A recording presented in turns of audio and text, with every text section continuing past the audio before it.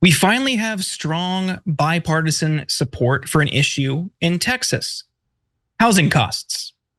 A new poll found a vast majority of Texans think that the price of housing in their state is too high.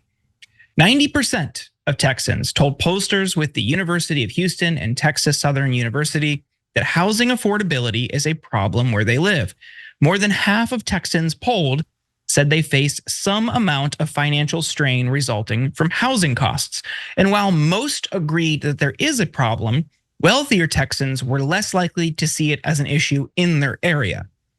Lower income Texans who face a dire shortage of affordable housing were more likely than those higher up on the income ladder to say they see housing affordability as a major problem where they live, and more likely to support some kind of government intervention to make housing more affordable.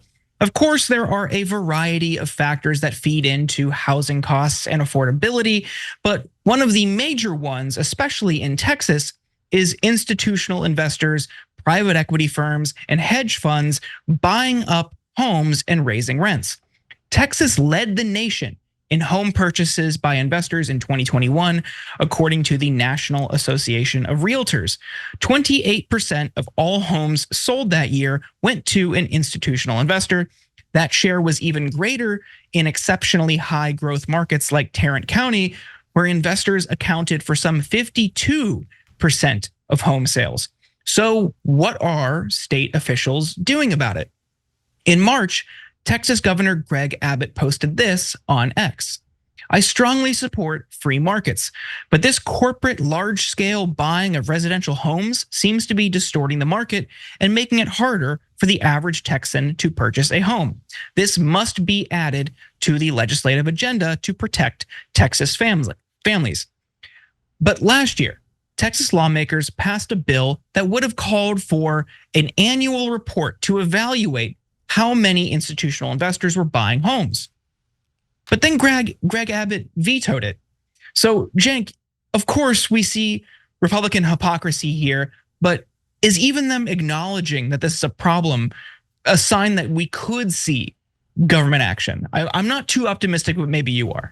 No, are you kidding me? They're not going to do anything about it. They're giant liars. They're going to vacuum up all the money from private equity that's buying those homes, and then they're going to pretend that they do something about it.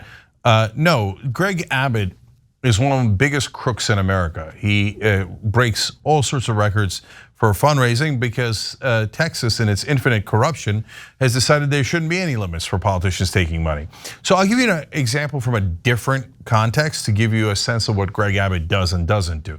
So one of his donors is a construction company. They gave him $4.3 million. That's a lot of money, man. Now, of course, if you listen to mainstream media reporters, they did that because of charity and general welfare, and they happen to agree that construction is great, right?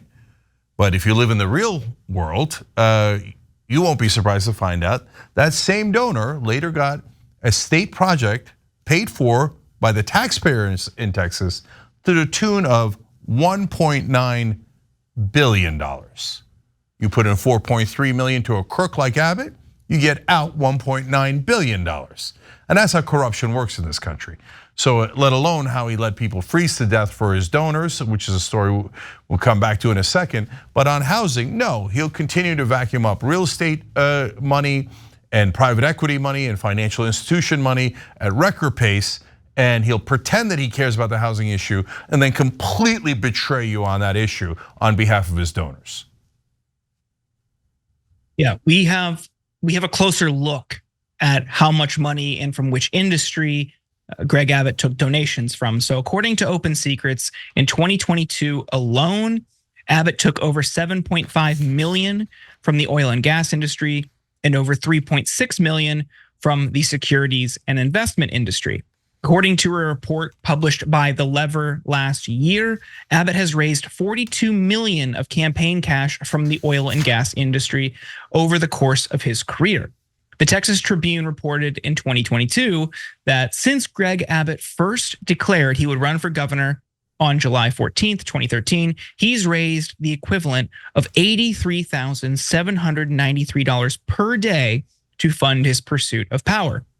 According to testimony from the former head of Texas's power grid, Abbott pushed to keep prices high during the brutal winter storm of 2021. Bill Magnus, the former CEO of the Electric Reliability Council of Texas, said even as power plants were starting to come back online, former Public Utility Commission Chair Deanne Walker told him that Abbott wanted them to do whatever necessary to prevent further rotating blackouts that left millions of Texans without power. Abbott has refuted that testimony. The governor's spokesman, Mark Miner, said Abbott was not involved in any way in the decision to keep wholesale electricity prices at the maximum of $9,000 per megawatt hour, more than 150 times normal prices. He described it a decision to send an aide to ERCOT's operations center in the middle of the crisis as based on the feeling the grid operator was spewing disinformation. The original order to raise power prices to the cap was made by the Public Utility Commission on February 15th. Even as power plants were starting to come back online on February 17th, ERCOT elected to keep prices at the cap another 32 hours, a decision that the Texas Independent Market Monitor criticized in a report last year as having exceeded the mandate of the commission.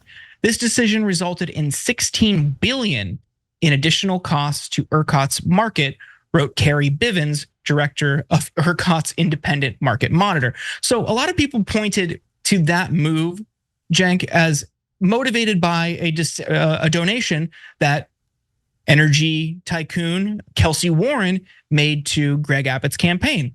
Not even just while he was running, around the time that a bill was being considered in the Texas legislature as to rein in the ability for them to raise rates or keep rates high.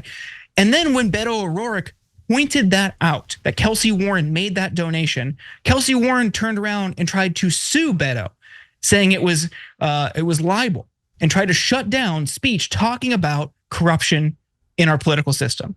Hey, don't scroll away. Come back. Because before the video continues, we just want to urge you to lend your support to TYT. You power our honest reporting. You do it at tyt.com/team, and we love you for it. Now let's break it down even a little bit more. So that company, as people were literally freezing to death in Texas, and you guys remember this, that's when Ted Cruz ran away to Cancun. That company not only killed those people, but they made $2.4 billion in profit doing it. Because they're like, well, now that our system isn't working, we're gonna have to charge more for the limited electricity that's left. So they made it, well, if you will, literally a killing from that. So with that enormous amount of profits they made, they turn around and they gave Greg Abbott $1 million right away, as we're explaining here, because they were considering regulation to do something about it. So that's why Greg Abbott, when they say he was not involved in any way in doing this, yeah, he doesn't run the company. But so did he do anything to fix it? No, because he got the $1 million bribe. I mean, campaign contribution right around the same time. So he chose to make sure that nothing got done to fix the situation.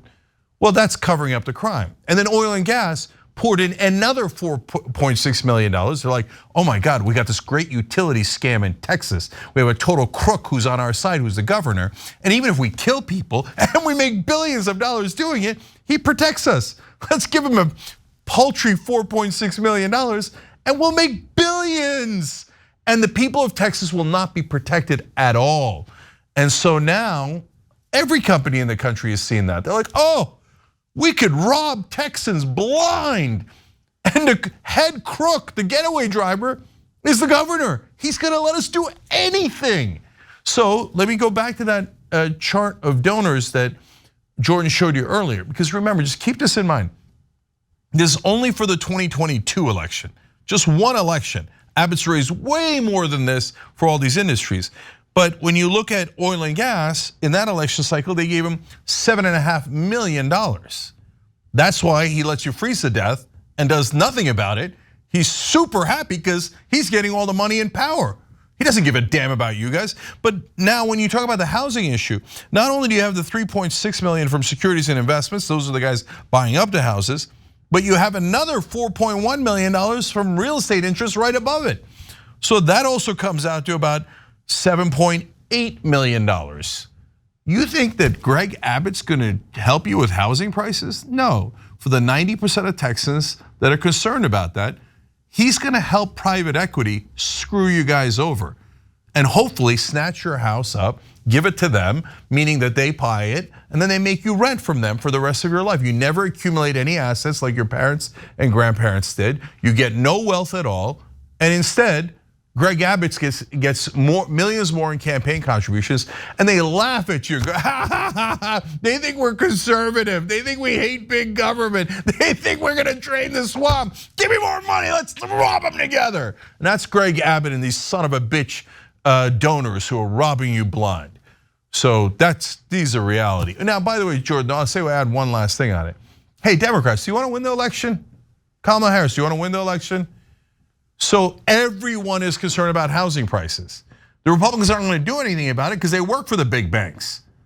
Why don't you do something about it? If you said, I'm not going to let private equity buy any more homes, that would be a massive, massive bonus for you guys politically. You might even win Texas. Look at how pissed people are in Texas, right? You could help your campaign so much if you say that simple thing. Now, are they going to say it? Very likely not, because they wouldn't want to anger their private equity donors. This system disgusts me. That's such a good transition, because shortly before we went live, I just saw from CNBC that Kamala Harris is bringing Brian Deese, an economic advisor, he was with Biden for a little bit, onto the campaign to help shape some of her economic proposals. And Brian Deese comes from BlackRock. What is one of those private equity firms buying up all these homes across the country? BlackRock. In 2021, I did a piece on this for Newsweek 2 years ago. In 2021, 25% of single family homes sold were by institutional investors, and 75% of those purchases were made in cash, which helps because they can make that, they can pay in full, they can drive up the price.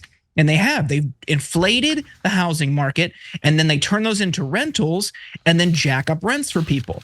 And you could just draw a through line from private equity firms to Democratic donors, even Republican donors, and also the people advising these politicians. Do you think they're going in there and saying, let's look out for the little guy? No, they're going back to these private equity firms after they serve time in the public sector, going back to the private sector. Hey, mission accomplished. Where's my bonus? Where's my high salary? These people do not care about you. But yes, to your point, Cenk, if they want to win, this is clearly an issue that has wide bipartisan support. 90% of people in Texas, when are you ever going to get that level of support for addressing an issue? So if they wanted to, it needs to go beyond just Biden saying we need a 5% national cap on rent increases. You need to stop these private equity firms from buying homes. It goes beyond just home ownership. It also impacts renters. Yeah, last quick thing. Guys, please stop being naive, whether you're a Republican or a Democrat, and thinking, oh, the other side is so terrible and corrupt, but our guys are total angels. Oh, those naughty liberals and their big government. Oh, I bet they're totally creating the swamp. But Republican politicians are looking out for me. But guys, if you're Democrats, please, same thing.